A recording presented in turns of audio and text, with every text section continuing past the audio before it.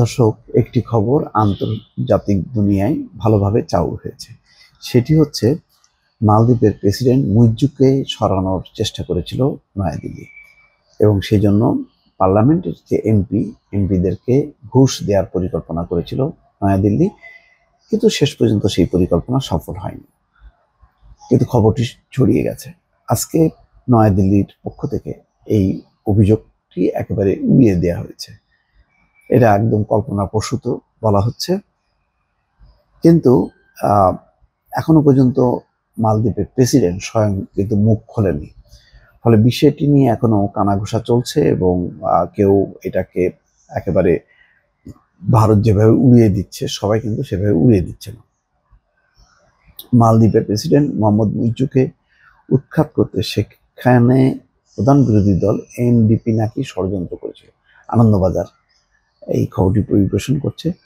সেই ষড়যন্ত্রের মদত ছিল ভারতের, তবে শেষ পর্যন্ত সেই ছক ব্যর্থ হয়েছে। যদিও মালদ্বীপের বিরোধী দলও কিন্তু অস্বীকার করেছে যে না, এই ধরনের এটা কল্পনা। সম্প্রতি আমেরিকার একটি প্রথম সারির সংবাদপত্রে প্রকাশিত এমন একটি রিপোর্ট উড়িয়ে দিল ভারতের বিদেশ মন্ত্রণালয়। বিদেশ মন্ত্রণালয়ের মুখপাত্র রণধীর জয়সওয়াল তার সাপ্তাহিক বৈঠকে বলেন, ওই সংবাদপত্র এবং তার সাংবাদিকরা ভারত সম্পর্কে অস্থিরতার পরিবেশ তৈরি করতে চাইছে। ওদের লেখালেখির ধরন একটু নজর করলেই তা বুঝতে পারবেন।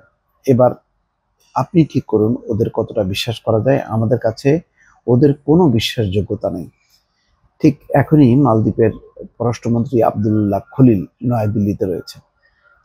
যখন এই কথাগুলো হচ্ছে তখন মালদ্বীপের পররাষ্ট্রমন্ত্রী নয়াদিল্লিতে আছেন। পররাষ্ট্রমন্ত্রী এস জয়শঙ্করের সঙ্গে তার বৈঠকে সমুদ্র নিরাপত্তা, বাণিজ্য এবং বিনিয়োগ নিয়ে কথা হয়েছে।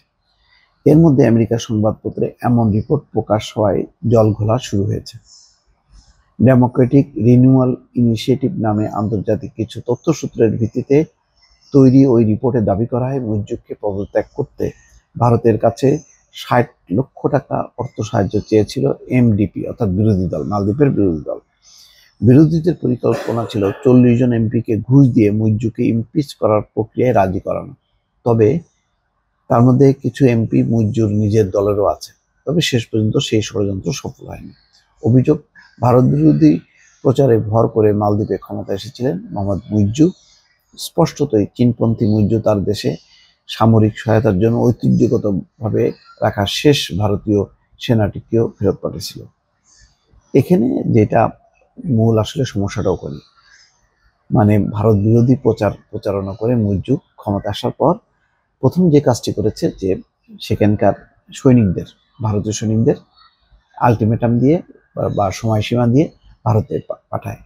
এবং মুইজ্জু প্রথম যে সফরটি করে ক্ষমতা আসার পর, সেটি হচ্ছে চীন। ঐতিহ্যগতভাবে মালদ্বীপের প্রেসিডেন্ট বা প্রধানমন্ত্রী ক্ষমতা আসার পর প্রথম সফর করে ভারত।